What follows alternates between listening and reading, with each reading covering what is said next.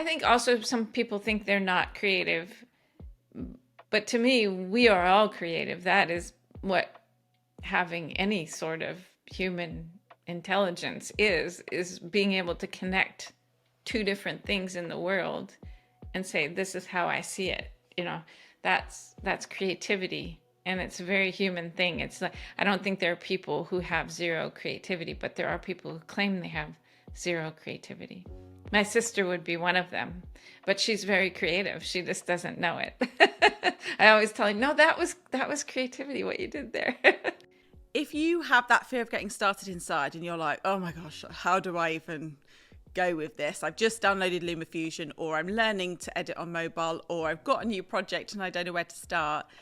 Edit with friends, or set yourself a challenge, or watch, tutorials with people that are also as inspired as you, and actually make it into a process where those steps are going to help you enjoy that process. So rather than thinking, I just need to get started and then I'll just magically start enjoying it, actually being like, well, what do I enjoy doing? Well, I really love watching YouTube tutorials and where I can be doing it at the same time. I really love hanging out with my mates who are also trying to start working with video or start that TikTok account.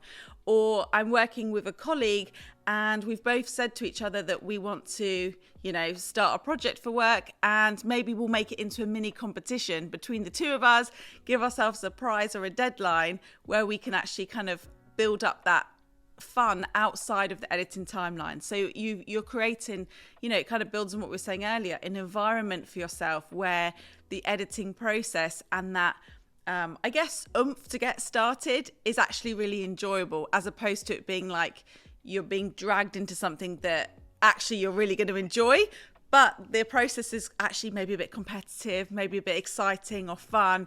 To just have that motivation behind you, I think is a really good thing. So doing it with others. Yeah, and I think the challenge idea is great. We have every couple months at work a what you edited reveal, where people edit their own private things and then reveal it to the rest of the team at a certain time. So it's like you don't have to do it, but a lot of people do.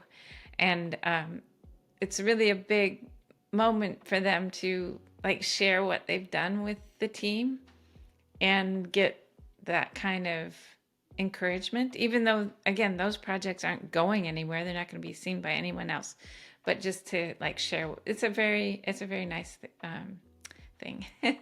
It's such a nice feeling when somebody watches your video, big or small, and they go, oh, that was really great, or that reminded me of this time, or I was just saying to you last week, wasn't I did a sporting competition and just made a really fun quick Instagram reel of the event.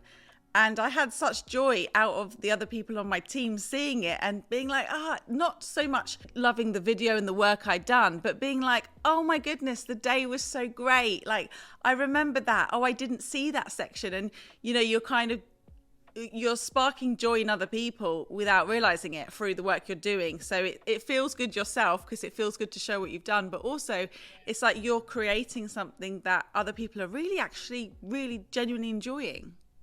But I think a good challenge would be to pick a short, if it's a graphic or something shorter, maybe it's just an effect on a clip that you saw in a video or YouTube or whatever. And you're like, I want to see if I can do something similar to that. It doesn't have to be exact.